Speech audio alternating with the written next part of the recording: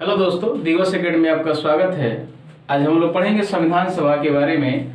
जो आपको पॉलिटी का सीरीज चल रहा है उसमें से आपका ये संविधान सभा है। आज इसके बारे में हम लोग देखेंगे कि कैसे कैसे संविधान सभा का गठन हुआ, उसके पहले किस तरह से मांग हुआ, कितने सीटें थी और कहाँ कहाँ से कैसे कैसे समझिए इसका ये मतलब संविधान सभा में सदस्य कैसे गए, और इसको संविधान सभा से संबंधित जितने सारे आपको पॉइंट्स है, जैसे मान लीजिए प्रारूप समिति की अध्यक्ष कौन हुए, फिर उसमें कितने से आपको सदस्य थे, महिला सदस्य कितने थे, फिर उसके बाद आपको किस समुदाय से कितने लोग थे, ये सारा चीज़ हम लोग जानेंगे। और लास्टली आपको संविधान कब सर आपको फाइनली बन के तैयार हो गया, कब लागू हुआ, पूर्ण रूप से कब लागू हुआ, ये सब चीज़ हम लोग देखेंगे। तो आइए शुरू करते हैं आज का वीडियो। तो यहाँ सबसे पहला है आपका, सबसे पहला हेडिंग क्या है, तो संविधान सभा के गठन की मांग। यानी सबसे पहले जब देश गुलाम था तो उस समय कई नेताओं के द्वारा ये शुरू हो गया था कि भारत में कि हम लोग को संविधान सभा चाहिए। तो उसी दौर में क्या है कि सबसे पहले आपको संविधान सभा गठन की जहां तक मांग की गई थी वो आपको एम.एन. राय के द्वारा किया गया था। यानी एम.एन. राय के द्वारा जो वामपंथी नेता थे, क्या थे, तो वामपंथी नेता थे, इनके द्वारा सबसे पहले 1934 ईस्वी में ये मांग किया गया क्या, तो आपको संविधान सभा का गठन होना चाहिए। ये वामपंथी नेता की प्रखर नेता थे, तो इनके द्वारा क्या मांग किया गया था कि आपको संविधान सभा का गठन होना चाहिए। कब मांग किए थे, तो आपको 1934 यानी 1934 में। उसके बाद आपको भारतीय राष्ट्रीय कांग्रेस ने आपको भारतीय संविधान बनाने के लिए आपको संविधान सभा के गठन की मांग की थी। कब, तो 1935 ईस्वी में, 1935 में। तो सबसे पहला किया था एम.एन. राय ने, सबसे पहले एम.एन. राय ने किए थे। कब, था 1934 में। उसके बाद भारतीय राष्ट्रीय कांग्रेस के द्वारा किया गया 1935 ईस्वी में कि आपको संविधान सभा का गठन होना चाहिए, जिसके द्वारा देश को संविधान बनना चाहिए, इसको लेकर के। फिर उसके बाद जो है आपको थर्ड में आता है, जैसे 1942 ईस्वी में एक भारत में आता है क्या, क्रिप्स मिशन, जो आपको कहाँ से आता है, तो ब्रिटेन से आता है। तो इसके द्वारा क्या हुआ, जब क्रिप्स प्रस्ताव आया तो इसमें क्या किया गया था कि इस क्रिप्स प्रस्ताव के द्वारा ये भारतीयों को कहा गया कि जब आपको द्वितीय विश्व युद्ध समाप्त हो जाएगा, यानी द्वितीय विश्व युद्ध जो है जब समाप्त हो जाएगा, तो उस समय भारत में आपको संविधान सभा की गठन की जाएगी और आपको संविधान का निर्माण होगा। तो ये बात जो है भारत में जैसे कांग्रेस था या कोई जितने सारे आपको पार्टियां थी, ये किसी को अच्छा नहीं लगा, क्योंकि जाहिर सी बात है जब संविधान बनाना ही है तो युद्ध के बाद क्यों बने, उसके पहले क्यों नहीं बनेगा। ये बात को लेकर के इसको भी नकार दिया गया, इसको स्वीकार नहीं किया गया। साथ ही साथ जैसे मुस्लिम लीग भी जो था, ये भी समझिए इसको क्या किया, इसको बहिष्कार किया, बोला कि नहीं ये पहले ही बनना चाहिए। तो नेक्स्ट आगे हम लोग देखते हैं ये क्या था, तो संविधान सभा के गठन की मांग के बारे में था। तो पहले एम.एन. राय के द्वारा 1934 में, कांग्रेस के द्वारा 1935 में, आज जब क्रिप्स प्रस्ताव 1942 ईस्वी में आया तो आपको भारत के द्वारा इसको क्या किया गया, बहिष्कार किया गया, मतलब इसको स्वीकार नहीं किया गया। उसके बाद हम लोग देखेंगे जब संविधान सभा का गठन एक्चुअली हुआ वो किस परिस्थिति में हुआ, तो 1946 में यानी 1946 ईस्वी में कैबिनेट मिशन योजना के तहत, यानी 1946 में क्या आया, भारत में कैबिनेट मिशन आया। और इस योजना के तहत जो है नवंबर 1946 से 1946 में आपको संविधान सभा का गठन हुआ। सबसे पहले तो मांग हो रही थी, तो मांग इन लोगों के द्वारा हुई। फिर उसके बाद जब 1946 ईस्वी में जब आपको संविधान सभा मतलब कैबिनेट मिशन आया तो उसके तहत संविधान सभा का गठन किया गया भारत में। फिर उसके बाद जब संविधान सभा की गठन कर दी गई तो फिर उसमें हुआ ये कि इसमें कितने सदस्य रहेंगे, तो इसमें संविधान सभा के द्वारा कुल आपको 389 यानी 389 कुल सदस्य जो है वो निर्धारित किए गए। लगभग क्या है, तो आपको 10 लाख की आबादी पर एक सदस्य को लेना था, तो उस हिसाब से आपको 389 यानी कुल आपको सदस्य को निर्धारित किया गया भारतीय संविधान के लिए। अब इसमें क्या था, जैसे ब्रिटिश प्रांत जो था, यानी जिन क्षेत्रों पर आपको अंग्रेजों का आधिपत्य था, अंग्रेजों का समझिए कि आपको वर्चस्व था, उन क्षेत्रों पर यानी ब्रिटिश भारत पर आपको टोटल आपको 296 सीट दिया गया।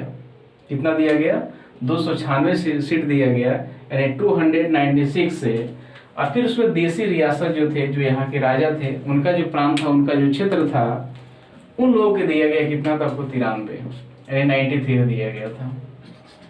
ठीक है। अब उसके बाद क्या हुआ, आपको ये 296 में ये 292 सदस्य का चयन जो किया गया आपको ब्रिटिश प्रांत के द्वारा किया गया, और उसी में जो 4 चीफ कमिश्नरी जो था, उसमें से चारों चीफ कमिश्नरी से एक एक करके यानी 4 उसको लिया गया, तो 292 और 4 296 यहाँ से होता है।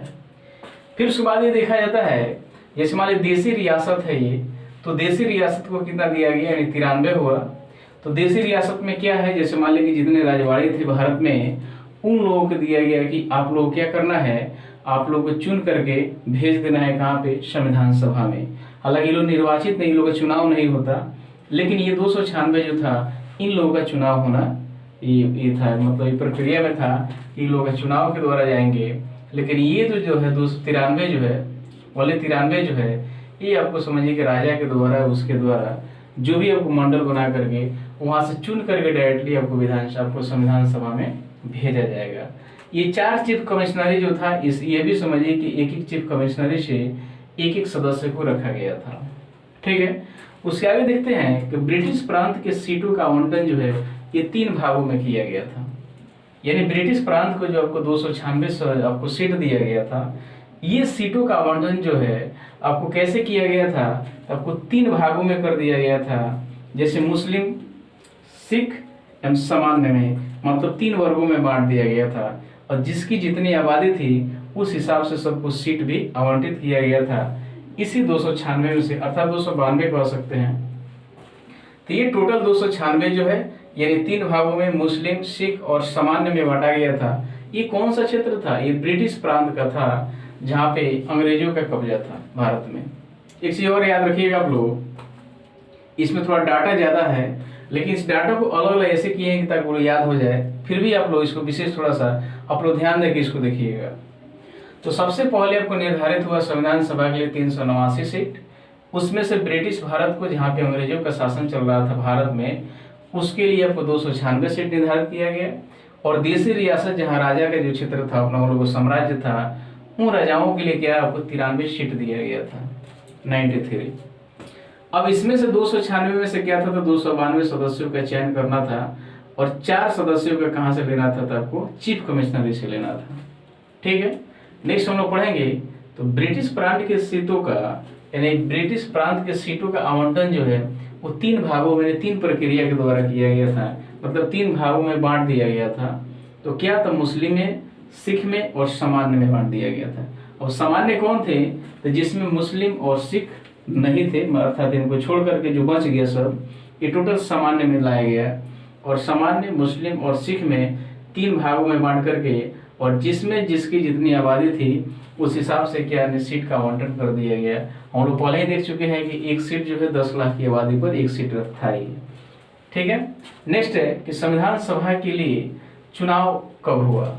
तो चुनाव जो हुआ, तो इसका चुनाव जो है, संविधान सभा में जितने सारे सदस्य जो है, इनका डायरेक्टली चुनाव नहीं हुआ, यानी भारत की जनता इनको नहीं चुनी, बस चुना किसके द्वारा चुना गया, तो विधानसभा के जो सदस्य थे, जो विधानसभा के सदस्य थे, उनके द्वारा चुन करके यहाँ पे संविधान सभा में भेजा गया। अर्थात इन लोगों का चुनाव जो है अप्रत्यक्ष रूप से हुआ था। ठीक है। हम क्या कहेंगे कि संविधान सभा में जितने सारे सदस्य चुन के गए वो समझिए अप्रत्यक्ष रूप से, यानी कि विधानसभा के सदस्यों के द्वारा चुन करके भेजा गया था, यानी जनता डायरेक्ट इन लोगों को नहीं चुने थे। तो जब चुनाव हुआ, यानी कब चुनाव हुआ, तो 1946 के यानी जून जुलाई माह में किया गया था, यानी जून जुलाई 1946 में क्या हुआ, चुनाव हुआ।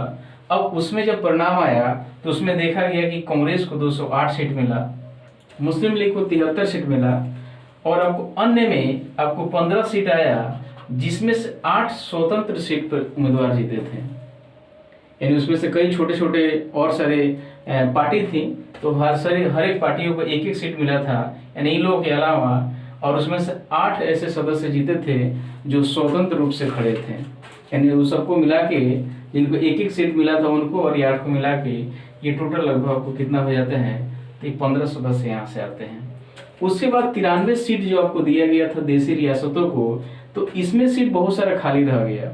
और क्यों खाली रह गया कि लोग उस समय तक भी असमंजस में था कि हम लोग इसमें जाएं या नहीं जाएं, और जाएं तो फिर कहाँ जाएं, तो ये लोग अपना डिसाइड नहीं कर पाया था, जिसके चलते यहाँ पे बहुत सारा सीट यहाँ पे इन लोगों का देशी रियासत वाला खाली पड़ा हुआ था।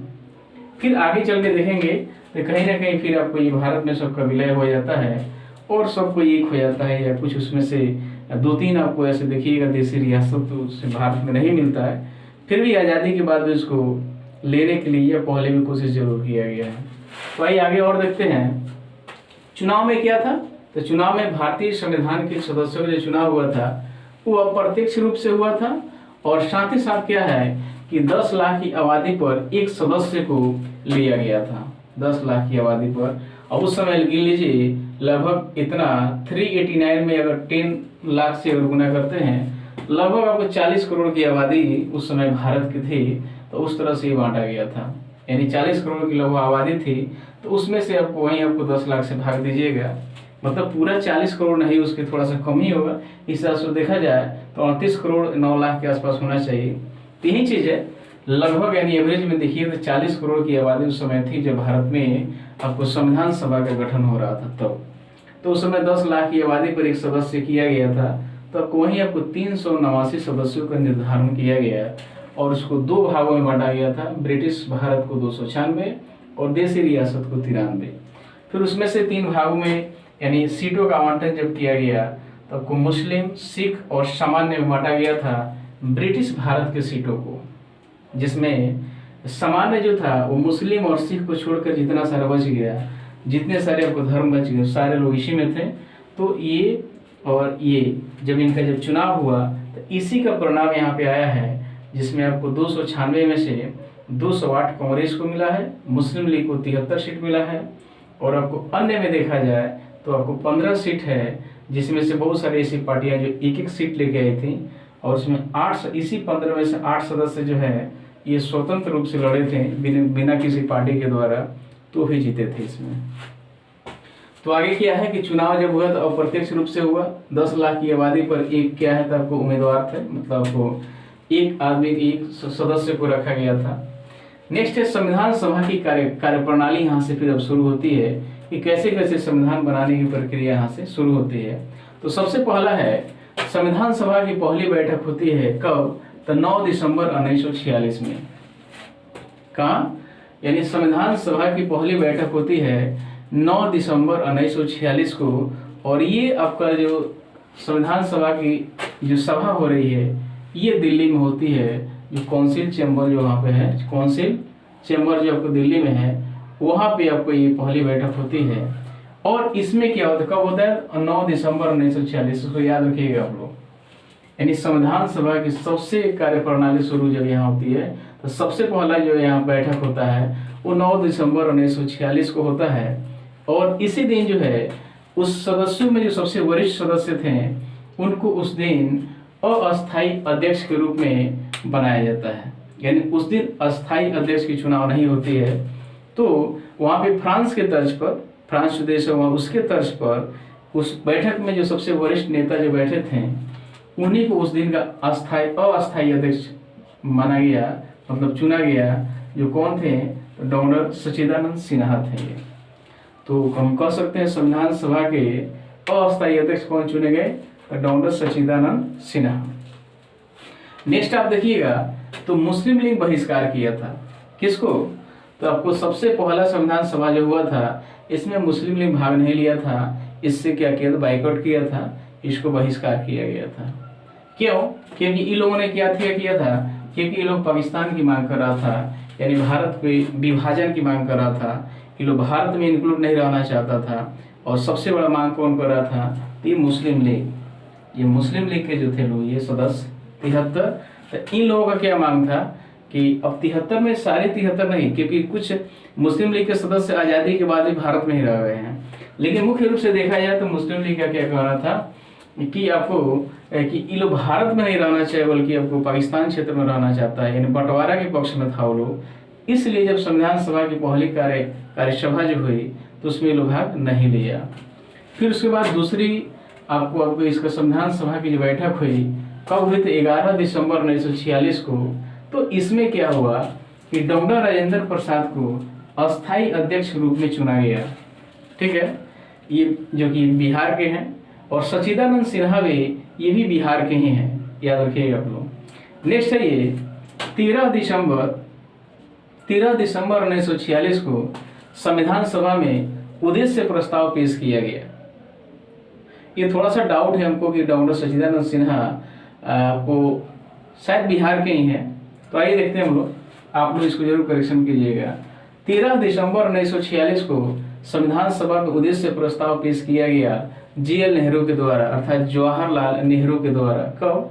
तो 13 दिसंबर 1946 को जब संविधान सभा की बैठक हुई तो उसमें जवाहरलाल नेहरू के द्वारा आपको उद्देश्य प्रस्ताव पेश किया गया, लेकिन उस दिन ये पास नहीं हुआ। क्यों?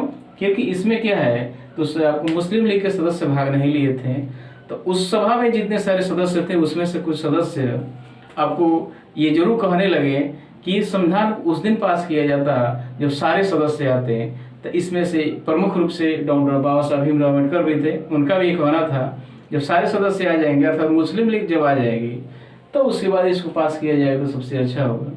तो उसी के लिए इस दिन ये पास नहीं किया गया। कब? 13 दिसंबर 1946 को। तो आगे चल के ये 22 जनवरी 1947 को ये उद्देश्य प्रस्ताव को पास किया गया। याद रखिएगा आप लोग, 13 दिसंबर 1946 को जवाहरलाल नेहरू के द्वारा संविधान सभा में उद्देश्य प्रस्ताव को पेश किया गया, लेकिन ये 22 जनवरी 1947 को जब अगला आपको संविधान सभा हुआ तो उसमें इसको पास किया गया। ठीक है, कब पेश किया गया? तो 13 दिसंबर 1946। किसके द्वारा? तो जवाहरलाल नेहरू के द्वारा। क्या था? उद्देश्य प्रस्ताव था, अर्थात आगे चल के जो भारतीय संविधान में प्रियम्बल जो बना है वही चीज है ये। फिर उसके बाद ये 22 जनवरी को पास किया गया, 22 जनवरी 1947 को। आगे देखिए 29 अगस्त 1947 को क्या है? 29 अगस्त 1947 को डॉक्टर B.R. अम्बेडकर जी को प्रारूप समिति का अध्यक्ष चुना गया। यानी डॉक्टर बाबा साहब भीमराव अम्बेडकर को 29 अगस्त 1947 को आपको प्रारूप समिति का अध्यक्ष चुना गया। हम लोग जानते हैं समिति आपको क्या संविधान बनाने के लिए बहुत सारे समिति का निर्माण किया गया था। उसमें एक महत्वपूर्ण आपको समिति कौन थी? तो प्रारूप समिति। तो उस प्रारूप समिति का अध्यक्ष बनाया गया डॉक्टर B.R. अम्बेडकर को। और ये कब इनको बनाया गया? तो 29 अगस्त 1947 को। ठीक है, इनका जो चुनाव था ये आपको कहाँ से हुआ था? तो पश्चिम बंगाल से हुआ। एक चीज और आप यहाँ जानिएगा, जब आपको देश जब दो भागों में बटा तो उसके पहले जब संविधान सभा से जो ये जीत के जो आए थे आपको संविधान सभा में, तो ये पश्चिम बंगाल से ही आए थे। लेकिन जब देश की बंटवारा हुई तो उसमें क्या हुआ कि भारत दो भागों में बटा, लेकिन 3 टुकड़ों में बटा। क्या है? भारत 2 भागों में बटा, भारत और पाकिस्तान में, लेकिन 3 टुकड़ों में बटा। यानी भारत 1 टुकड़ा और पाकिस्तान जो है 2 टुकड़ों में हो गया। क्योंकि आपको जो आज के डेट में जो बांग्लादेश है वो उस समय क्या था? तो आपको पूर्वी पाकिस्तान था वो, और जो आपको अभी जो पाकिस्तान है वो पश्चिमी पाकिस्तान था। तो एक पाकिस्तान इधर, फिर एक पाकिस्तान इधर, बीच में क्या था? तो इंडिया था। तो जो क्षेत्र आपको पूर्वी यानी पाकिस्तान में चला गया, वहीं से उसी से आपको जीत कर आए थे कौन? आपको बाबा साहब भीमराव अम्बेडकर। तो जब ये पाकिस्तान में चला गया तो फिर इनका सीट यहाँ से खाली हो गया, तो फिर इनको आपको बम्बई से लड़ाया जाता है, और फिर यहाँ से जीत करके फिर आपको कहाँ आते हैं? संविधान सभा में आते हैं। तो एग्जाम में पूछ देगा डायरेक्टली कि इनका चुनाव कहाँ से हुआ, तो पश्चिम बंगाल ही है। अगर ये नहीं रहता है तो बम्बई और मार सकते हैं। बस प्रक्रिया ही है, जीत के यहाँ से आए थे पश्चिम संविधान सभा में पश्चिम बंगाल से, लेकिन क्या जब बंटवारा हुआ तो पाकिस्तान के क्षेत्र में चला गया, तो फिर इनका चुनाव आपको कहाँ से हुआ? बम्बई से हुआ, और फिर वहाँ से जीत के आया संविधान सभा में, तो आय की कार्रवाई इनके द्वारा की गई। आगे देखिए क्या है कि स्वतंत्रता अधिनियम द्वारा, अर्थात आपको देश जब आजाद हो गया तो क्या होता है? 3 जून 1947 को भारत के बंटवारे के लिए माउंटबेटन योजना स्वीकार किया गया।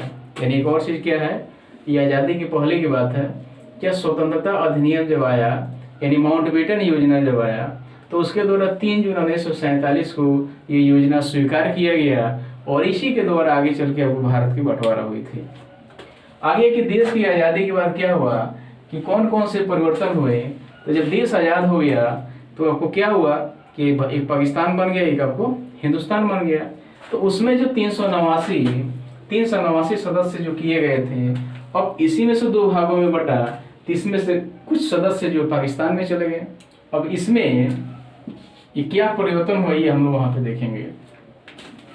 जैसे कुल सदस्य 389 था, तो जब पाकिस्तान बना तो भारत में सिर्फ और सिर्फ आपको कितना, तो 299 सदस्य ही बच गए। ठीक है, यानी भारत में 389 टोटल आपको संविधान सभा के सदस्य जो बनाए गए थे। जब पाकिस्तान जब बन गया तो इसमें से आपको कितना, तो 289 के बदले अब भारत में 299 ही सदस्य बचे। जो सदस्य और गए वो पाकिस्तान में चले गए। तो इस हिसाब से देखा जाए तो ब्रिटिश प्रांत में जो आपको 296 सदस्य थे, 296 सदस्य थे, तो इसमें से अब कितना बच जा रहा है, मात्र 229। वहीं आपको देसी रियासत का जो 93 सदस्य था, यहाँ पे देखिए 93, ये कितना बच जा रहा है, तो 70। ये चीज जरूर आप लोग याद रखिएगा, ये कंफ्यूज नहीं होना चाहिए कि आज़ादी के पहले आपको कितने आपको सदस्य हो रहे हैं, और आज़ादी जब आज़ादी मतलब देश दो भागों में बंट जा रहा है तो उस समय भारत में कितने सीट बच जाता है। अर्थात टोटल 389 के बदले 299 हो जाता है। ब्रिटिश प्रांत में 296 के बदले में 229 हो जा रहा है, और देसी रियासत जो 93 था वो 70 हो जा रहा है। एक बार और इसको समझ लीजिए आप लोग कि संविधान सभा की कुल सदस्यों की संख्या जो थी 389 चूज की गई थी। ये कब, बंटवारे की पहली बात है, अर्थात अभी आज़ादी नहीं मिली तब की है। तो ब्रिटिश भारत में 296 था और देसी रियासत में 93 था। तो उसके बाद जब बंटवारा हो गया, तो बंटवारा जब हो गया तो कुल सदस्य 289 के बदले में 299 भारत में हुआ, और जो बच गया वो पाकिस्तान में चला गया। वहीं ब्रिटिश प्रांत का आपको 296 था, तो इसमें से कुछ भाग तो पाकिस्तान में गया ही, तो उस हिसाब से 296 के बदले में 229 सदस्य बच जाते हैं भारत में। देसी रियासत जो 93 था, ये आपको कुछ भाग चले जाते हैं पाकिस्तान में, तो उस स्थिति से आपको भारत में कितने हो जाते हैं, तो 70 सदस्य। ये क्लियर होना चाहिए आपको। स्वतंत्र भारत में क्या हुआ, तो संविधान सभा जो है वो विधायिका के रूप में भी काम किया करते थे। देखिए एक और चीज याद रखिएगा, जो आपको संविधान सभा चल रहा था, जिसके द्वारा संविधान बनाने की प्रक्रिया चल रही थी, इस संविधान सभाएं जो दो रूप में काम करते थे। कौन कौन सा, तो एक क्या है, तो संविधान सभा की अध्यक्षता डॉक्टर राजेंद्र प्रसाद कर रहे थे। यानी जब संविधान सभा की प्रक्रिया चल रही थी तो उसकी अध्यक्षता कौन कर रहे थे, तो डॉक्टर राजेंद्र प्रसाद। और जब दूसरे रूप में संविधान सभा काम करता था तो किस रूप में, तो विधायिका के रूप में अर्थात संसद के रूप में वही चीज काम करता था। यानी आपको संविधान सभा जो है एक बार काम करता था, एक दिन काम करता था संविधान सभा के रूप में, और एक दिन काम करता था क्या, तो आपको संसद के रूप में काम करता था, कि उसमें चुनाव तो कुछ हुआ नहीं था। यही लोग दो तरफ से काम करते थे, केवल संविधान सभा। तो जब आपको संविधान सभा के रूप में काम होता था, अध्यक्षता कौन करते थे, राजेंद्र प्रसाद। और जब ये विधायिका के रूप में संविधान सभा काम करता था ये, तो उस समय उसकी अध्यक्षता जीवी मावलंकर करते थे, गणेश वासुदेव मावलंकर। ठीक है, याद रखिएगा, संविधान सभा के रूप में जब इसकी अध्यक्षता काम करता था ये संविधान सभा, तो उसके अध्यक्ष थे राजेंद्र प्रसाद। और जब यही संविधान सभा आपको विधायिका के रूप में जब काम करता था तो उसकी अध्यक्षता कौन करते थे, जीवी मावलंकर। जो ये प्रक्रिया 26 नवंबर 1949 तक चली। फिर से बार देख लीजिए आप लोग, ये पहला क्या था, तो संविधान सभा के गठन की मांग। फिर उसके बाद आपको संविधान सभा का गठन जब हो गया तो उस समय 389 टोटल आपको सदस्य आपको निर्धारित किए गए, जिसमें ब्रिटिश प्रांत को 296 और देसी रियासत को 93। फिर उसके बाद चुनाव हुआ, कांग्रेस को 208 मिला, मुस्लिम लीग को 73 मिला, और एक्स्ट्रा आपको अन्य में जो हो गया, जिसमें से आपको 8 स्वतंत्र थे, यानी 8 स्वतंत्र उम्मीदवार लड़ रहे थे, वो चुन के आए, और आपको अन्य में इस हिसाब से 7 वो थे जो एक सीट लेके आए थे। अब 7 वो क्या है, मतलब बहुत सारा उसमें पार्टी जो था वो एक सीट जीत कर आई थी, उस हिसाब से 15 सीट हो जा रहा है, जिसमें से 8 सीट स्वतंत्र रूप से जीत के आया था। उसके बाद ये आपको 10 लाख की आबादी पर एक सीट को लिया गया था। फिर उसके बाद संविधान सभा की कार्यप्रणाली में क्या है, तो सबसे पहली बैठक हुई 9 दिसंबर 1946 को। इसमें क्या हुआ था, आपको